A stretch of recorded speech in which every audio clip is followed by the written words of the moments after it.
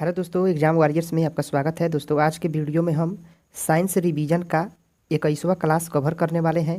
दोस्तों, यह बिहार एसएससी के लिए बहुत ही इंपॉर्टेंट वीडियो होने वाला है। इसमें सारे प्रश्न वन लाइनर के फॉर्मेट में हैं। हम इसमें कम समय में ज़्यादा से ज़्यादा प्रश्नों को कवर करने वाले हैं, तो वीडियो के लास्ट तक बने रहिए। तो चलिए वीडियो को शुरू करते हैं। पृथ्वी की सतह से ऊपर जाने पर वायुमंडलीय दबाव कम होता है। जब पृथ्वी की सतह से ऊपर जाया जाता है तो वायुमंडलीय प्रेशर कम हो जाता है, और पानी में भी यही होता है। पानी में जब कोई वस्तु नीचे रहता है, ऊपर जाता है, तो उस पर पानी का दबाव कम होने लगता है।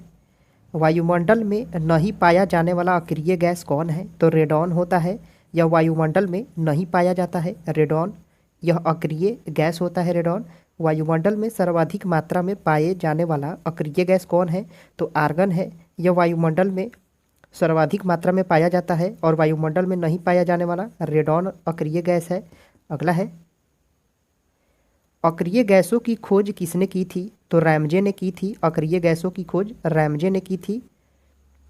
वायुमंडल में नाइट्रोजन का प्रतिशत कितना है? तो 78% होता है वायुमंडल में नाइट्रोजन।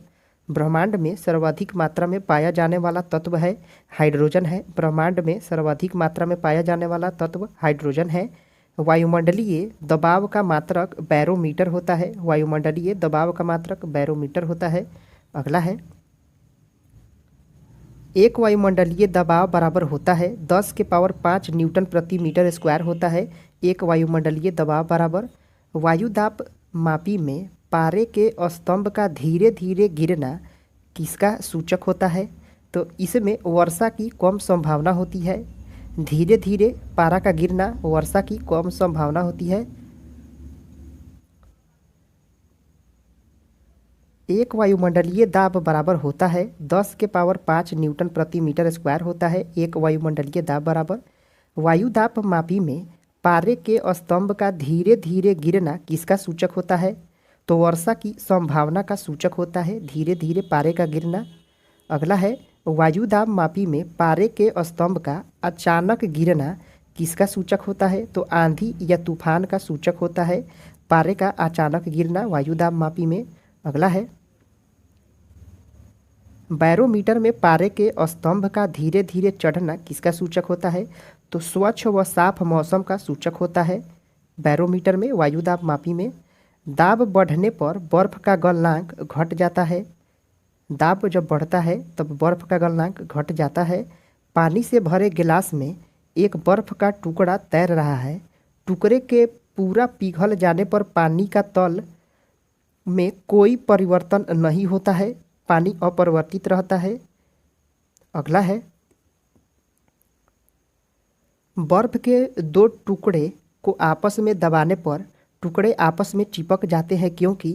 क्योंकि दाब अधिक होने से बर्फ का गलनांक घट जाता है। इसी कारण से बर्फ के दो टुकड़े आपस में चिपक जाते हैं।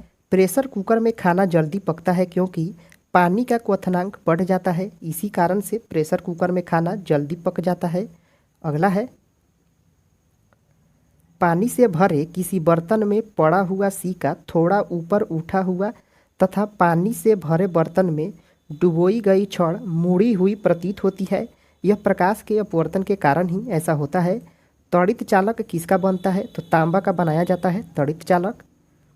घड़ी में जब चाबी दी जाती है तो इसमें कौन सी ऊर्जा संचित होती है? तो स्थितिज ऊर्जा इसमें संचित हो जाती है घड़ी में भरी हुई चाबी में। गुरुत्वीय त्वरण जी का मान कितना होता है? तो 9.8 मीटर प्रति सेकेंड स्क्वायर होता है गुरुत्वीय त्वरण का मान। चंद्रमा पर गुरुत्वीय त्वरण का मान पृथ्वी के मान का 1/6 भाग होता है। पृथ्वी के मान का 1/6 भाग होता है। जी का मान कम कहाँ होता है? तो विषुवतीय रेखा पर जी का मान कम होता है। अगला है, जी का मान अधिक होता है तो ध्रुवों पर अधिक होता है जी का मान। पृथ्वी के केंद्र पर जी का मान क्या होता है? तो 0 हो जाता है पृथ्वी के केंद्र पर। गड्ढे में भरे पानी पर मिट्टी का तेल छिड़कने पर मच्छर मर जाते हैं क्योंकि पृष्ठीय तनाव कम होने के कारण मच्छर यानी लार्वा, मच्छर के लार्वा मर जाते हैं पृष्ठीय तनाव कम होने के कारण। माध्यम का ताप बढ़ने से ध्वनि की चाल बढ़ जाती है। माध्यम का ताप बढ़ने से ध्वनि की चाल भी बढ़ जाती है। अगला है, कोई वस्तु द्रव में अंशतः या पूर्णतः डुबाई जाती है तो उसके भार में कमी प्रतीत होती है। यह उत्प्लावन बल के कारण ही उसके भार में कमी प्रतीत होती है। उत्प्लावकता का सिद्धांत किसने दिया है? तो आर्किमिडीज ने दिया है उत्प्लावकता का सिद्धांत। किसी पदार्थ के 1 ग्राम संहति का द्रव्यमान लेकर इसका ताप 1 डिग्री सेंटीग्रेड बढ़ाने के लिए पदार्थ को दी गई ऊष्मा को विशिष्ट ऊष्मा कहते हैं। 1 ग्राम संहति का द्रव्यमान लेकर 1 डिग्री ताप बढ़ाने के लिए पदार्थ को दी गई ऊष्मा को विशिष्ट ऊष्मा कहा जाता है। अगला है, पृथ्वी के लिए पलायन वेग का मान कितना होता है? तो 11.2 किलोमीटर प्रति सेकंड होता है पृथ्वी का पलायन वेग। और सूर्य के लिए पलायन वेग कितना होता है? तो 42 किलोमीटर प्रति सेकंड होता है सूर्य के लिए पलायन वेग। चंद्रमा के लिए पलायन वेग का मान कितना होता है? तो 2.37 किलोमीटर प्रति सेकंड होता है। ऑप्टिकल फाइबर के आविष्कारक कौन थे? तो नरिंदर सिंह कंपानी थे। इन्होंने ही ऑप्टिकल फाइबर का आविष्कार किया था, नरिंदर सिंह कंपानी ने। अगला है, पनडुब्बी के अंदर से बाहर देखने के लिए किसका प्रयोग किया जाता है? तो पेरिस्कोप का प्रयोग किया जाता है पनडुब्बी के अंदर से बाहर देखने के लिए।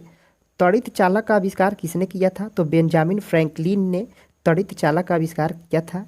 प्राथमिक सेल क्या होता है? तो शुष्क सेल को ही प्राथमिक सेल कहा जाता है। शुष्क सेल में संग्रहित ऊर्जा कौन होती है? तो रासायनिक ऊर्जा संग्रहित होती है शुष्क सेल में। अगला है, शुष्क सेल का कैथोड बना होता है या जस्ता का बना होता है? शुष्क सेल का कैथोड जस्ता का बना होता है। शुष्क सेल का एनोड किसका बना होता है? तो कार्बन का बना होता है एनोड कार्बन का, और कैथोड जस्ता का बना होता है शुष्क सेल में। संचायक बैटरियों में प्रयुक्त धातु कौन होता है? तो सीसा होता है। संचायक बैटरी में प्रयुक्त किया जाता है सीसा का। अगला है, गैलेना अयस्क है, यह सीसा का अयस्क होता है गैलेना। लेड यानी सीसा यह संचायक बैटरी में प्रयुक्त अम्ल होता है। तो सल्फ्यूरिक अम्ल का प्रयोग किया जाता है संचायक बैटरी में।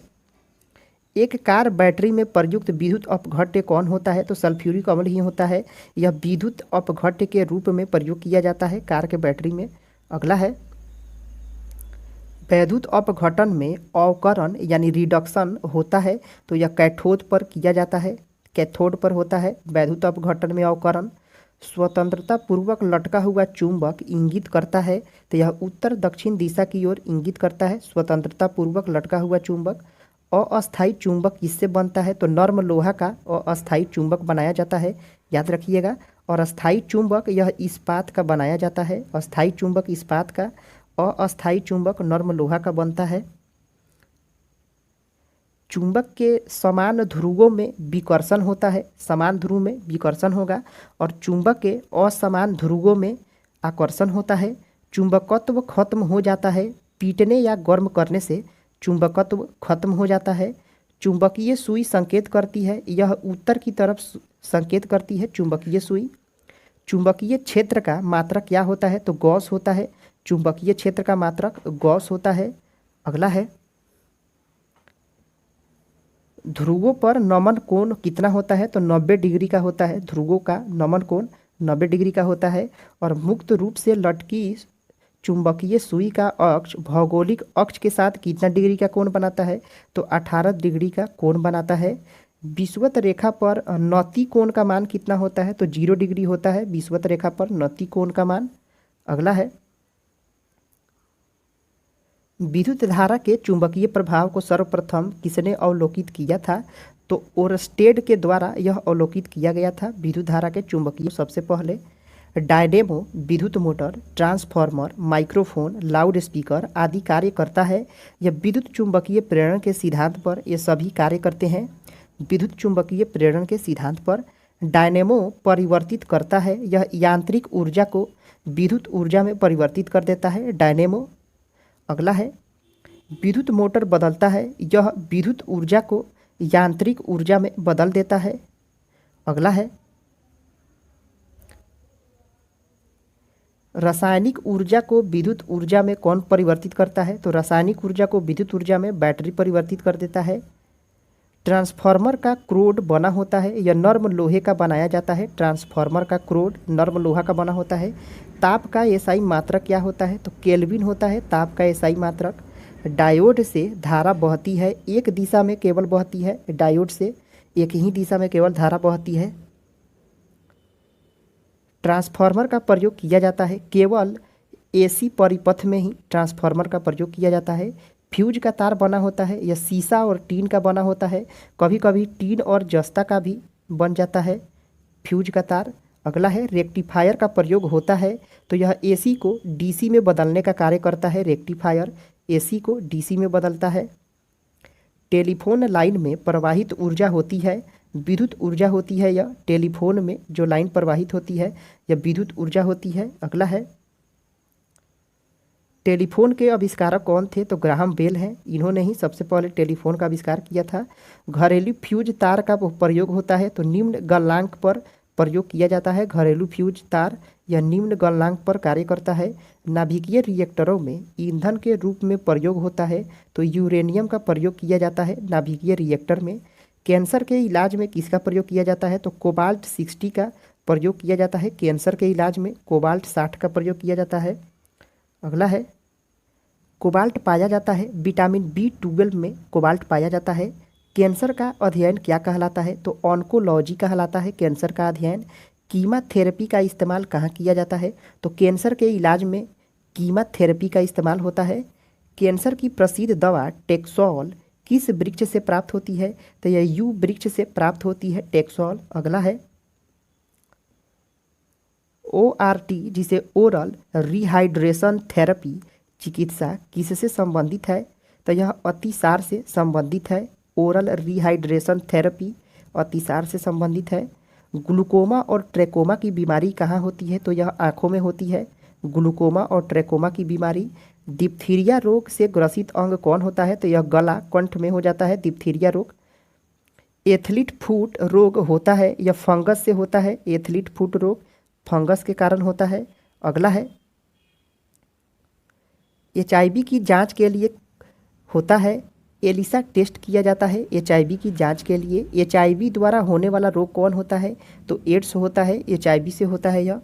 सार्स क्या है? तो एक विषाणु जनित रोग होता है यह सार्स। अगला है लेंस की क्षमता का मात्रक क्या है? तो डायोप्टर है। लेंस की क्षमता का मात्रक डायोप्टर है। ज्योति तीव्रता का मात्रक क्या है? तो कैंडिला है ज्योति तीव्रता का मात्रक। आपेक्षिक आर्द्रता का मापक क्या होता है? तो हाइग्रोमीटर से आपेक्षिक आर्द्रता को मापा जाता है। आपेक्षिक घनत्व मापा जाता है, तो हाइड्रोमीटर से आपेक्षिक घनत्व मापा जाता है। बर्फ की गुप्त ऊष्मा होती है 80 किलो कैलोरी होती है। बर्फ की गुप्त ऊष्मा 80 किलो कैलोरी होती है। अगला है डॉपलर प्रभाव संबंधित है या ध्वनि से संबंधित है? डॉपलर प्रभाव ध्वनि से संबंधित है। समुद्री दूरी मापने की इकाई क्या है? तो नॉटिकल मील होता है समुद्री दूरी मापने की इकाई। पीएच मान का निर्धारण किया था तो सोरेनसन ने किया था। पीएच मान का निर्धारण सोरेनसन ने किया था। उदासीन विलयन का पीएच मान होता है 7 होता है उदासीन विलयन का पीएच मान। अम्लीय विलयन का पीएच मान 7 से कम होता है। अगला है क्षारीय विलयन का पीएच मान होता है तो 7 से अधिक होता है क्षारीय विलयन का पीएच मान। शुद्ध जल का पीएच मान कितना होता है? तो 7 होता है शुद्ध जल का पीएच मान। अम्लों का स्वाद कैसा होता है? तो खट्टा होता है। और क्षार का स्वाद यह कड़वा या तीखा कह सकते हैं, कड़वा और तीखा होता है। जल में घुलनशील भस्म को क्षार कहा जाता है। अगला है नीला लिटमस पत्र को लाल कर देता है तो अम्ल नीला लिटमस पत्र को लाल कर देता है और लाल लिटमस पत्र को नीला कर देता है, तो यह क्षार होता है। अम्ल में कौन से तत्व के परमाणु अनिवार्य रूप से रहता है? तो हाइड्रोजन रहता है।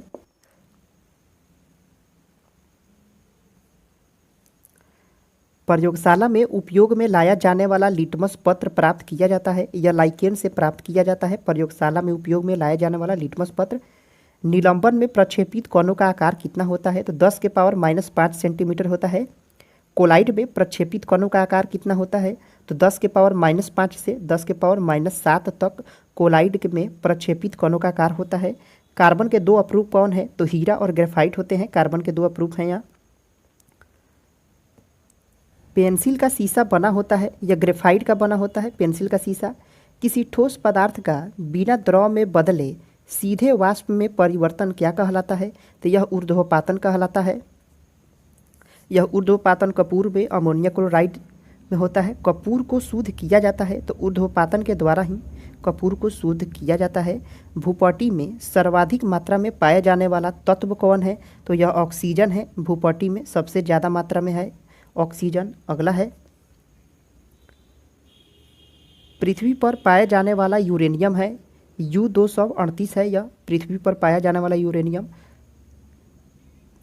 लोहा का निष्कर्षण होता है हेमेटाइट से किया जाता है लोहा का निष्कर्षण। एल्यूमिनियम का निष्कर्षण होता है यह बॉक्साइट से होता है एल्यूमिनियम का निष्कर्षण। और तांबा का निष्कर्षण यह कॉपर पाइराइट से किया जाता है। DDT का पूरा नाम क्या है? तो डाइक्लोरो डाइफिनाइल ट्राइक्लोरोइथेन है DDT का पूरा नाम। अगला है, TNT का पूरा नाम क्या है? तो ट्राई नाइट्रो टॉल्यूइन होता है। TNT का पूरा नाम ट्राई नाइट्रो टॉल्यूइन होता है।